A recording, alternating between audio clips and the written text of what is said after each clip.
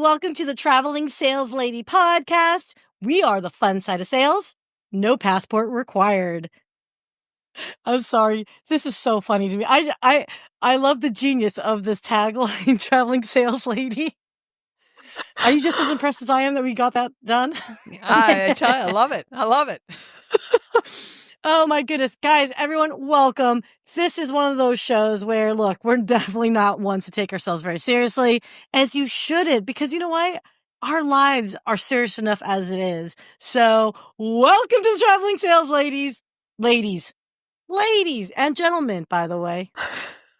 I think we need to turn the channel. Turn the channel. No! I think we're just having a moment. That's all. You know what? Do you ever get giddy on your travels? Like, do you just have those trips where you're just like, wow, am I supposed to take my shoes off? Like, I've never seen this before. Have you had that when you're in a meeting and you just can't stop laughing and laughing and you're thinking, don't do it. Exactly. So, well, hey, you know what? We probably could go coach us along on this, because you know what? As professionals, you always want to be like on top of your game. You always want to put your best foot forward for your clients and obviously for your bosses if they're around. But who has to clean it up if it does go awry is typically HR. Is that not true? That is very true. That leads into a good segue to our guest today, Sia. I'm super stoked to introduce the world to Wendy Sellers. Wendy is known as are you ready? The HR lady. She's a human resources expert, has her own company that really is focused on helping a wide variety. I'm excited to dig in, a wide variety of diverse industries with their HR needs and operations and collaborations and management and so forth. But Wendy, you can do a whole lot better job than me telling the world about your company, maybe a couple of key points, your reach, and we can dig into your travel and experience. And I know salespeople that are listening to this are going to want to know what's the latest trend for 2025 in salespeople, and how do people with little experience get new roles in sales and all that happy, good stuff.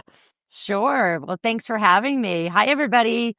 I'm Wendy Sellers, the HR lady. And yes, I have 2 trademarks on that. So I should be the only HR lady. That's the name of my company, the HR Lady LLC. I have been in HR close to 30 years. Been running my own company about 12 years now, I want to say.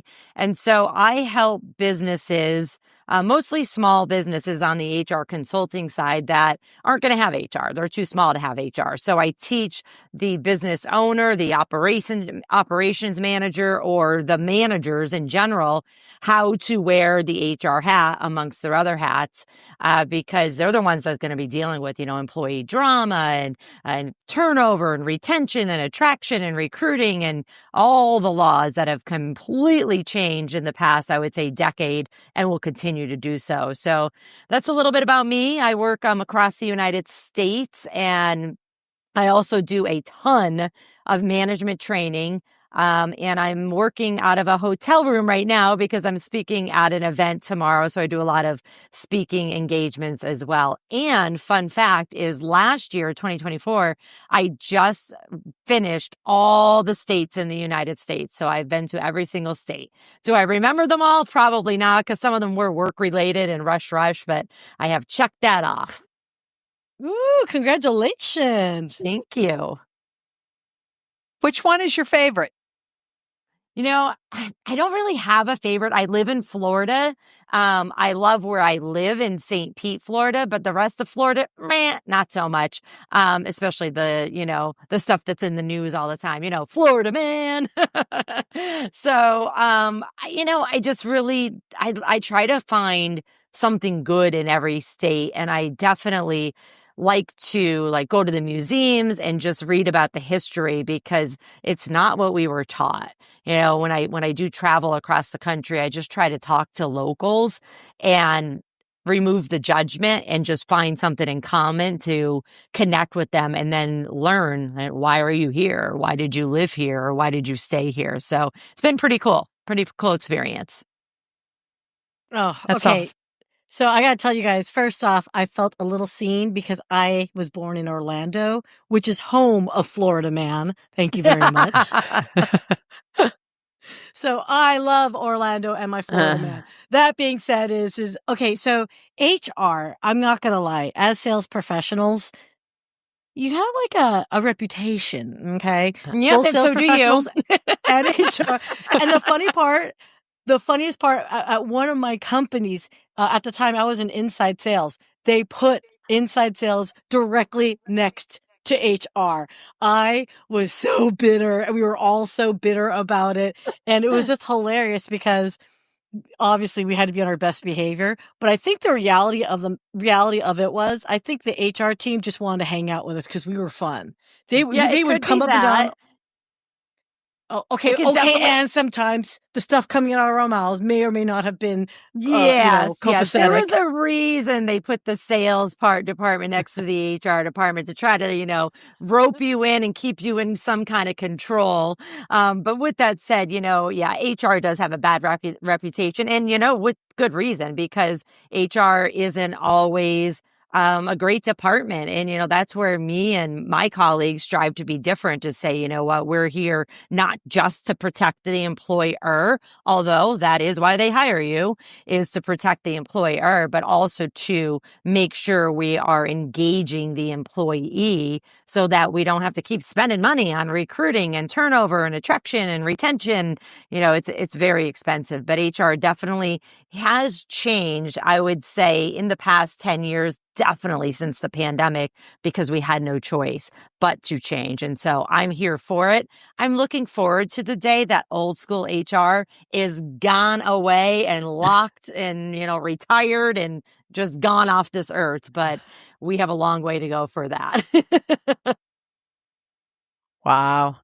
And what are some trends, Wendy, that you're aware of for 2025 as far as, I know in healthcare, there's still a staffing crisis and there's still turnover and transition. I think that's going to be, but you tell me, for the next few years. But what are you seeing as an overall trend? Is the market good for employers, good for employees? Does it all depend?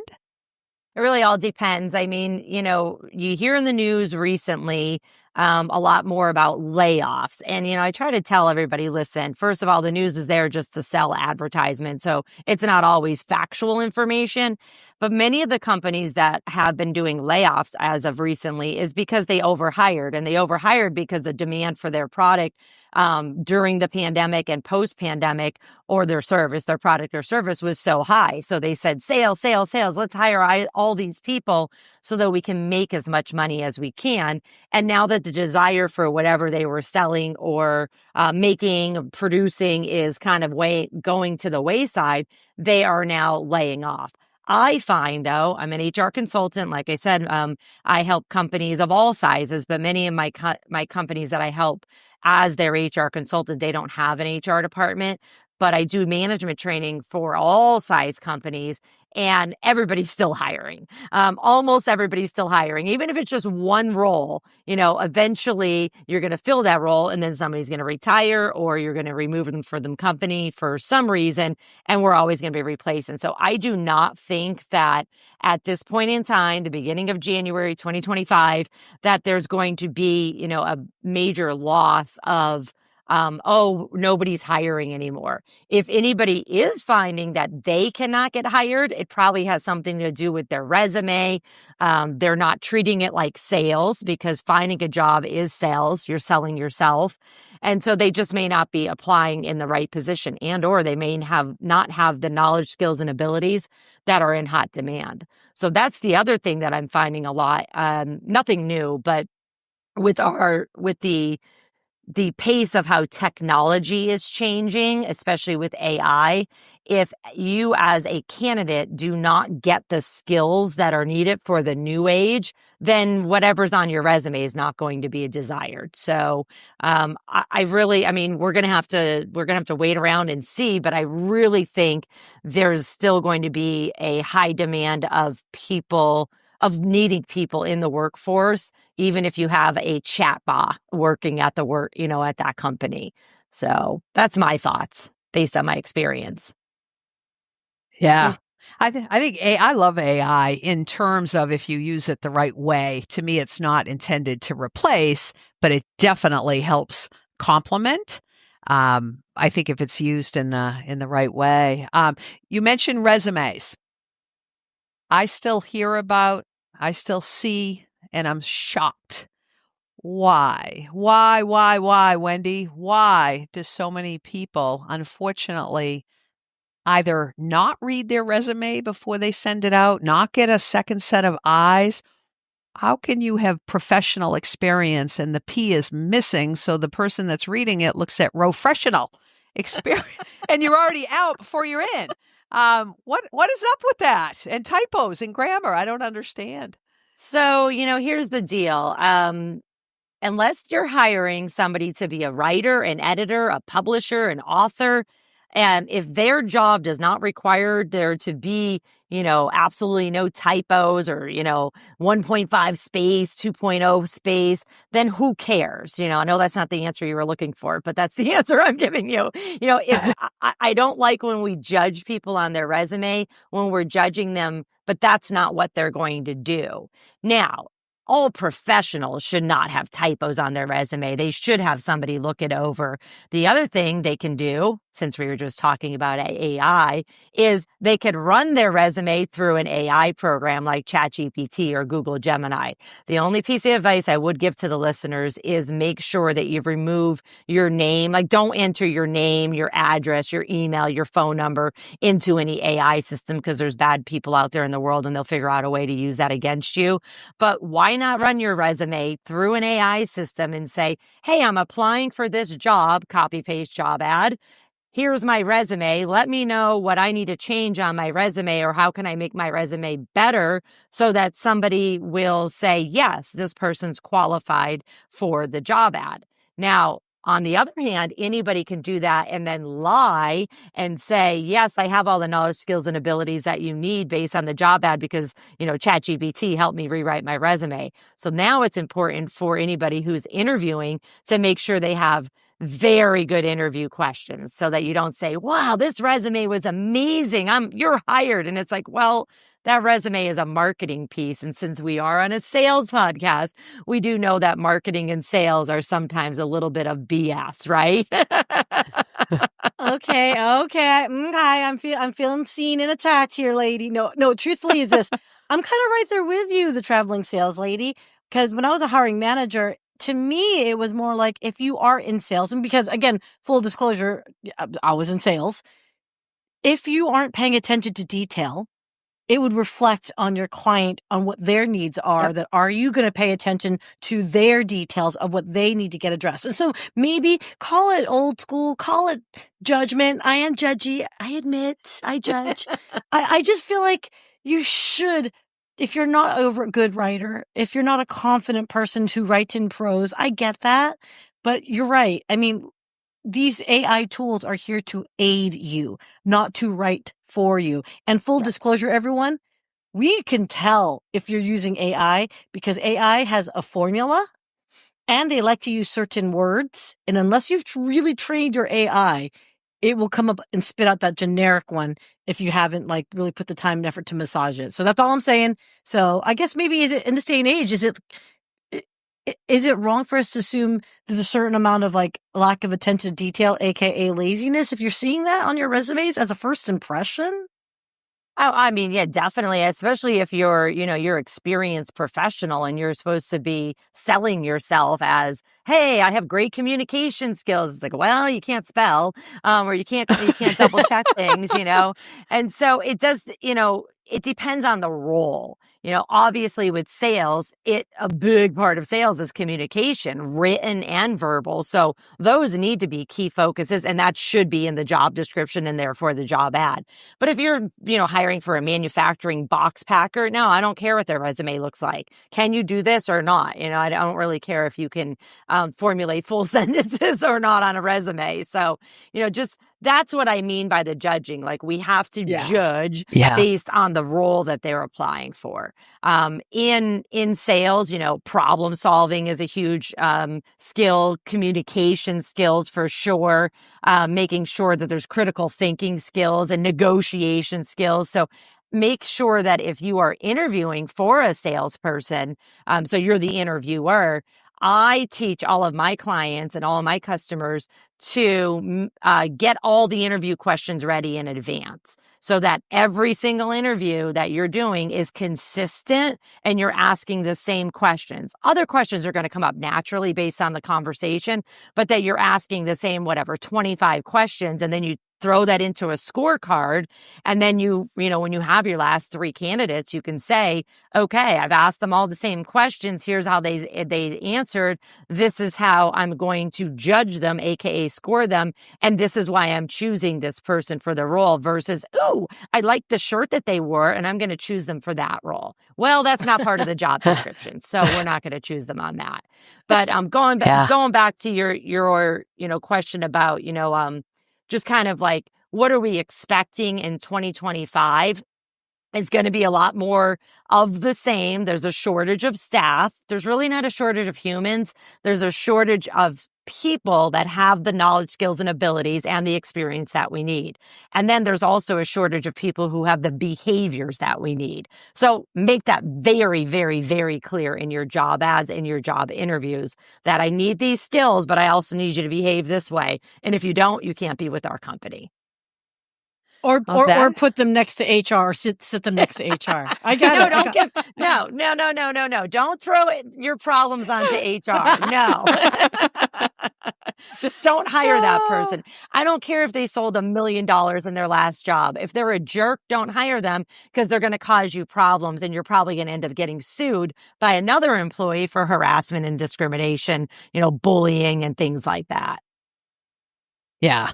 That's great advice. I love your advice about the questions on paper ahead of time and consistency. I'm always amazed from a sales perspective too. Just a piece of advice to any salespeople that are putting together resumes.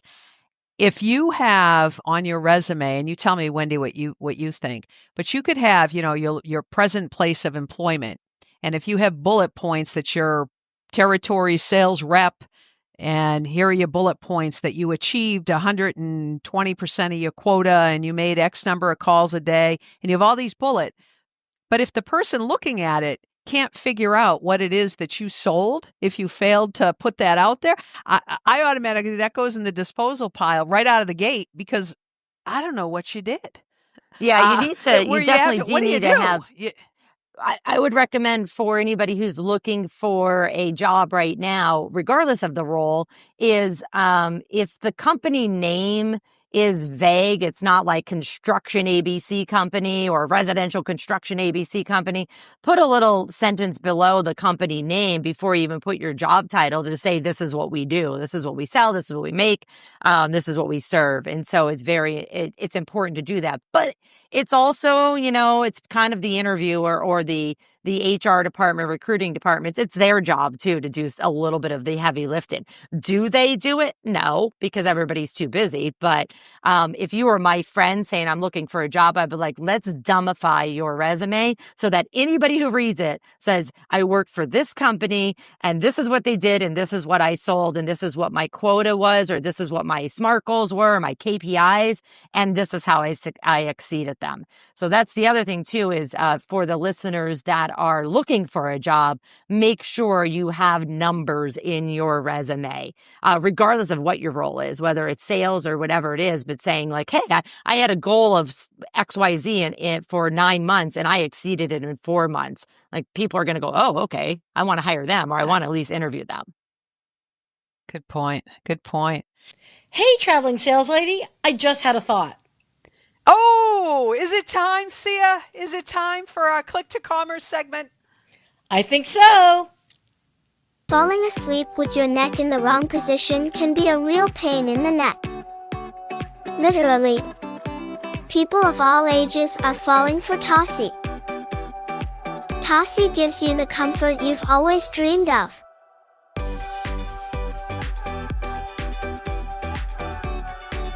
go to tossybrands.com and get your comfort on. There used to be some rules about number of pages of resumes. Is that still in play? Don't go beyond 2. Now It write a depends. book? I mean, I don't generally know. speaking, yes. I can't speak for every single person that's hiring because, Yeah. there's people out there that say, "Oh, here's the rule." I'm like, "Give me the law where this is." It's a rule that somebody made up in their head. But generally speaking, not 2 pages is usually the rule of thumb. If you only have 1 or 2 jobs in your lifetime because you've only been in the workforce that long, then it should only be 1 page. I just helped somebody redo their resume the other day, and they had a lot of accolades, a lot of papers and published articles and things that were really impressive. And she gave me her resume and it was 6 pages and I got it down to 3 pages, So you have to understand as a candidate that because of technology, if we put a job ad out, 100 people might apply and only 3 of them are qualified. So whoever's going through those resumes are flipping through them really quick. So it has to stand out on your first page in the beginning of it. Otherwise, the second page not even getting looked at. Hey, can I ask a question? This is like Yes. something I know, I think. I never actually bothered to look. I have actually used these words. But what is the difference between a resume and a CV? They're different countries and languages. That's really what it is. So you'll definitely Okay. see where people that are outside the United States to use the word CV, and then if they've worked, even if they're from the United States, but they've worked international, they've been trained to use CV. So it's basically the same thing. I'm sure it's not Okay. technically in the dictionary.com, but it's basically the same thing. In other countries, it is normal for people to even have on their resume their age, their family status, pictures, all of that stuff. And here in the United States, you're like, no, no, no, don't put that information. But that is normal for other countries. So when you see that on somebody's resume/CV, don't be like, ooh, they're dumb or whatever. Just be like, oh, they must have experience globally versus just here in the United States. One thing that I did want to say, though, real quick is just talking about statistics and going back to sales. Some of the statistics there was a Harvard Business Review posted an article last year, 2024, and it said that the average sales employment duration is less than 2 years in many industries. And then I was reading another statistic about HubSpot said that sales reps, so these are reps, often only stay within a company about, 18 months before leaving for a different opportunity. And, I know you're shaking your head because that's not true in every role, right? It's not true in every role. But if a company does hire a salesperson and they burn them out, they use them and abuse them, I'd leave too. Yeah. So it's all Yeah. about how you treat people. And, but not even talking about sales roles, any role. I would say in the past 10 years, probably the past 20 years, really, most experienced professionals, they don't stay at companies anymore more than, maybe 3 to 5 years. And I know as employers, we wish that would be different, but that means we as employers need to act differently and we need to treat people differently. If we're easily going to go, oh, I'm not making money this month, I need to do a layoff. Well, then I don't blame people for walking out the door just as quick as you would let them go. Does that make sense? Yeah. I'm Yeah. saying I call that don't play ha-ha. No Right. ha-ha. Ha-ha to me is when you bring someone in and then you say ha-ha. Yeah. This wasn't correct. This wasn't that. Why do that? I think bring people in and have mutual respect right out of the get-go. And they will. I believe that the difficulty lies, though. I call it. If you find it, and it's difficult to find, that you're in with a company, that you love the company appreciates your work, there's value, there's fun, you put your head on your pillow at night, you sleep, you don't wake up at 3 a.m, worried, depressed, oh my goodness, please don't let it be 5:30 or 6 and I got to get up to go there. When you find it's a different lifestyle altogether, but it's hard to find it. It And really because is. to your point, It is. And so yeah. companies who are hiring for sales folks, consider first of all, making sure you're, like I said, the interview questions. I always tell everybody, pause your job ad right now, and then let's really close it because we're probably going to redo it and open it up. Let's rewrite the job description, make sure it's accurate. If you have a decent sized company, get a committee together of current employees to say, hey, we're looking for this position. You're not going to be involved in the selection process, but let's talk about what we really need here. Because often when we're up here at this level, we say, this is what we need. And then when we go to the front line, they go, no, that is not at all what we need. And so we end up hiring the wrong person. And then everybody, including the new hire, is upset because it's like, this is not what the company needs at all. So get more hands on deck when creating a job description, whether it's a new role or a role that's just being revamped. And then make sure that you realize, since we are on a sales podcast, that a job ad is a sales ad. So don't just copy and paste the job description in there. Boring. You need to make sure there's some marketing words in there and say, hey, we're a great company and this is how I could prove it. Here's all our happy, smiling employees. Look at our, careers page, our internet page. Brag about your benefits. Please be transparent about pay. In some states, that's actually required. And then still, even before posting that job ad, is get all the interview questions ready in a scorecard, get the interview team ready so that, they're not on vacation when the interviews are occurring. And now the candidate's like, no, I already have 5 other interviews. I'm going to skip you because I'm not waiting 2 weeks. And then just making decisions based on really what we need, not what we want, but what we need and what we're able to afford. And then the final thing I would say is, making sure that, especially for sales positions, is do skills testing, do some testing of soft sales skills, or there's a lot of testing platforms out there that you can buy, online test, or you can create your own too. You just need to make sure the testing is what's called valid and reliable, which means it's, it's consistent, it's legal, all of that stuff. And it's nothing that we just made up that really ends up being discriminatory in the end or just useless. Interesting. Good stuff. Good stuff. I know you travel a lot. Any tips people going through airports these days? Are you on planes and trains and automobiles, or what type of I know you travel the country, so I'm going to go with planes, but any tips going through airports to give to people?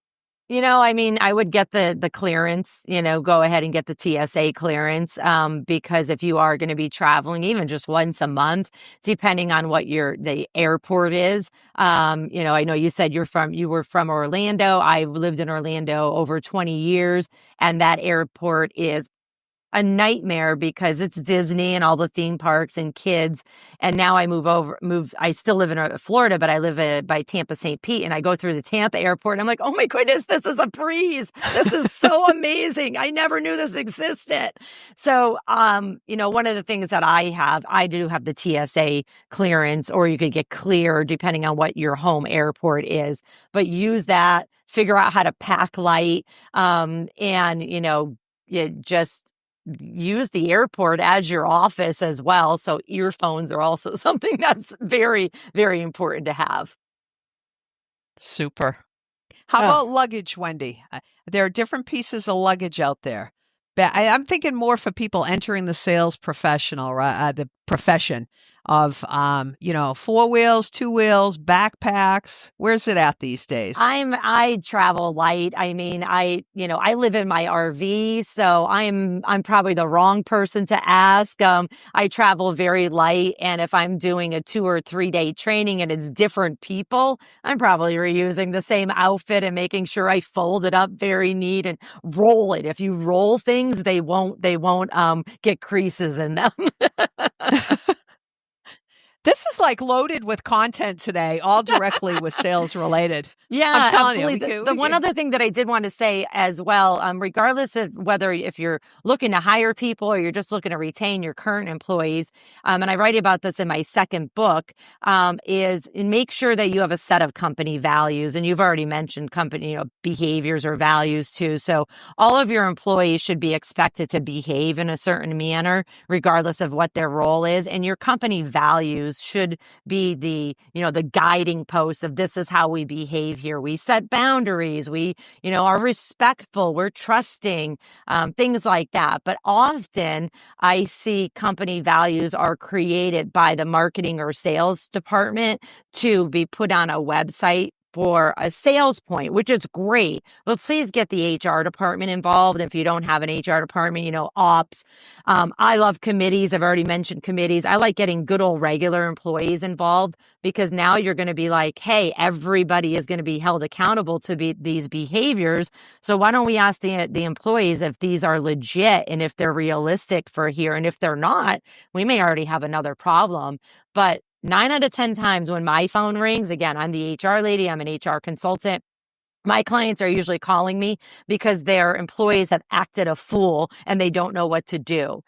Just saying you didn't do your job, that's easy. But when they're acting like a jerk and you don't know how to handle it, that's when you point back to your company values and say, remember when we were going to act with respect here? This is why we're having this conversation right now. And this is why it's being documented and you're being held accountable. Yeah. So, Man, food for thought there.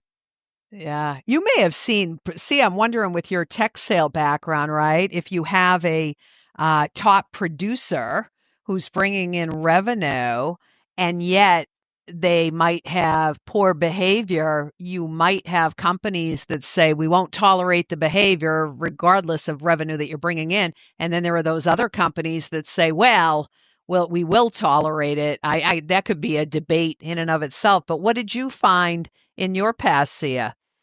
Oh, don't get me in trouble. A lot of these people are watching. No names. I invited them to this to follow this. No, look, I think sales. Okay, I think the career. If you choose a path in sales, you tend to have thicker skin in general, and when you do that, tend to be like athletes, like people that have been very competitive, that entrepreneurial spirit. So they have a tendency to be kind of like, I don't know, very confident in themselves. So some of our top sales reps that I always knew had a certain level of, let's just say, chutzpah about them that may or may not have rubbed other people well. You know what I'm saying? Like, but I think ultimately to be a successful sales rep, you must know your client. If your client is, super aggressive, love that chutzpah banter, then that's probably a really good fit to have that type of personality to support them. Right. So, I don't want to be a hater, make haterade, because there were some reps where I was like, how the hell do they keep hitting their number? They're jerks. They're meanies. Like, there's this one rep who had the arrogance to tell the client, you're going to buy my renewal because you already dumped $10 million into our infrastructure. So I know we have you. He literally said that to the client. The client was wanted to switch over to my company. And when I had heard about it, I was like, how does this guy exist?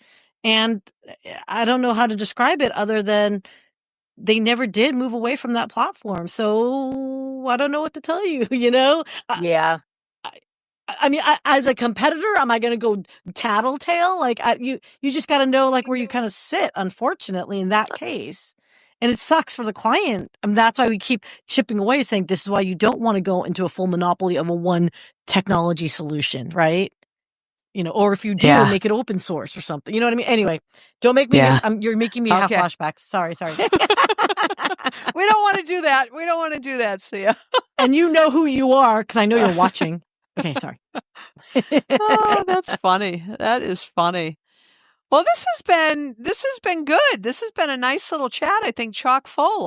Wendy, thank you for you're welcome. coming on. Any you've traveled, all of the states. Is there a spot that salespeople you might recommend if you're ever in?